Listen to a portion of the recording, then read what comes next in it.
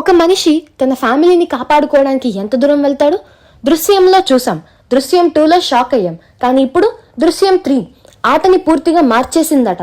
ఈ సినిమా నిజంగానే mind blowing థ్రిల్లరా లేక హైప్ మాత్రమేనా? ఈ రోజు పూర్తి రివ్యూ అండ్ రేటింగ్ తెలుసుకుందాం. జార్జ్ కుట్టి కథ ఇంకా ముగియలేదు.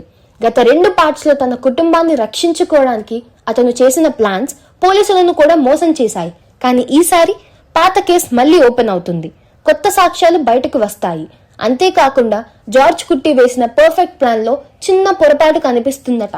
ఇక్కడి నుంచే అసలైన మైండ్ గేమ్ స్టార్ట్ అవుతుంది. మోహన్ లాల్ యాక్టింగ్ గురించి ప్రత్యేకంగా చెప్పాల్సిన అవసరం లేదు. ఒక్క కళ్ళతోనే టెన్షన్, భయం, తెలివి అన్ని చూపించాడు. ఈ సినిమా అసలు హీరో స్క్రీన్ ప్లే. ప్రతి 15 నిమిషాలకు ఒక ట్విస్ట్ వచ్చేలా స్టోరీ డిజైన్ చేశారట. ఎస్పెషల్లీ క్లైమాక్స్, ఆఖరి 20 నిమిషాలు ప్రేక్షకులను సీట్ ఎడ్జ్ మీద కూర్చోబెడతాయని టాక్. బీజిఎం చాలా ఇంటెన్స్ గా ఉంది, ప్రతి సీన్ లో సస్పెన్స్ ఫీలింగ్ పెంచేసింది. అయితే సినిమా కొంచెం స్లోగా స్టార్ట్ అవుతుందని కొందరు చెబుతున్నారు. ఫ్యామిలీ డ్రామా పార్ట్స్ కొన్ని చోట్ల లాగ్ అనిపించొచ్చు.